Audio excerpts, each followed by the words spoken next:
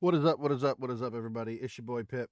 We are back for another predictions video. We are going to be predicting all 5 matches for tonight's WrestlePalooza, which is still a garbage name for a PLE.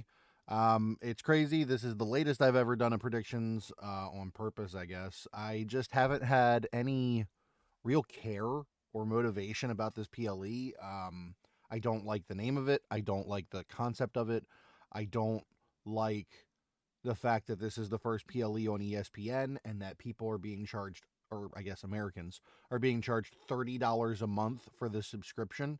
Um, I will not be watching it on ESPN. I might not be watching it at all just because I won't even be home. And I'm really not even pressed. Like, this is the first PLE in a while I've been like, oh, I don't even care. And I think that definitely contributed to me not doing these predictions on Wednesday or Tuesday.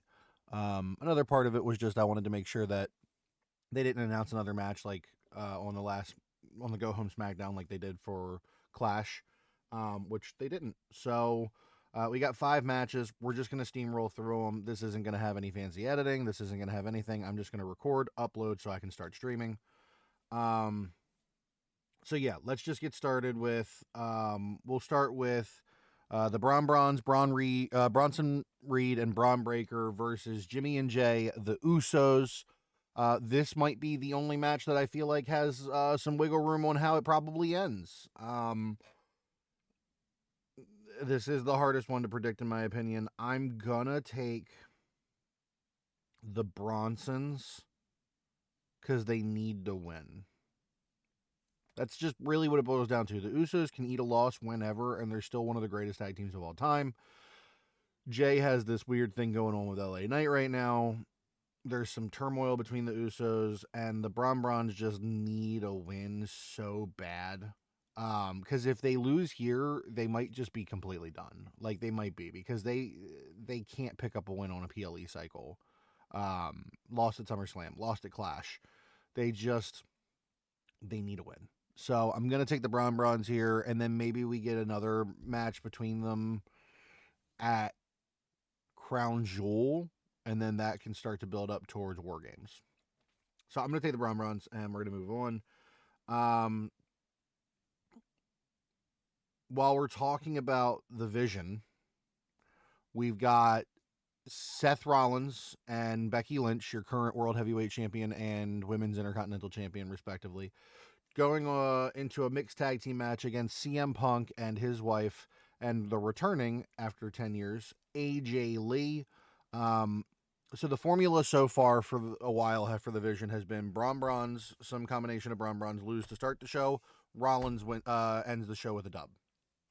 That's been the formula, so to speak, for the Vision. And I think this will be the other way around, where the Brons will finally get their win, because God, if they don't, it's just over.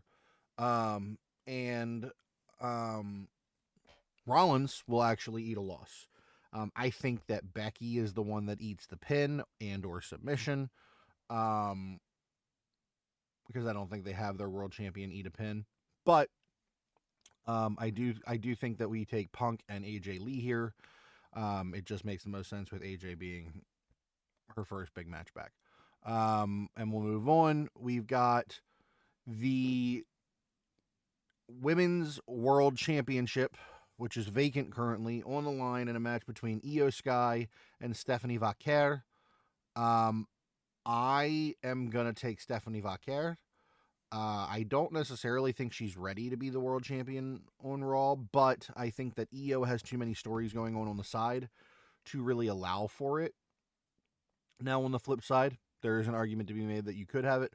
That is the one good thing I think about this PLE, is that while most of the matches feel predictable, none of the matches having the other person win would feel genuinely surprising. Like, they all feel like they could have a logical either way outcome.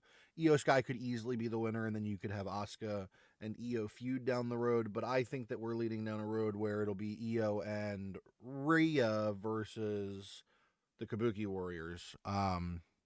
So I'm going to take Stephanie Vaquer to win, become your new women's world champion, and then allow us to have some new feuds for the world championship while Io fully enters the tag team division with Rhea.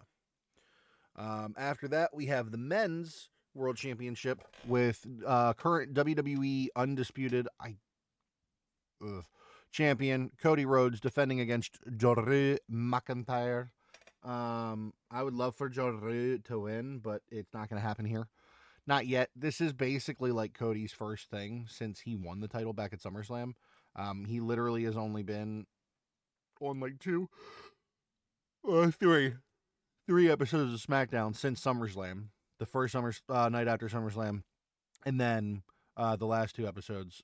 So there's a lot of stuff to be accomplished with this run, and I just don't think it would be right to have it end already. So I'm going to take Cody to retain. But down the road, I could see Drew upsetting Cody, dethroning Cody. I don't know how we get there. I also think that we still need to run Cody Randy.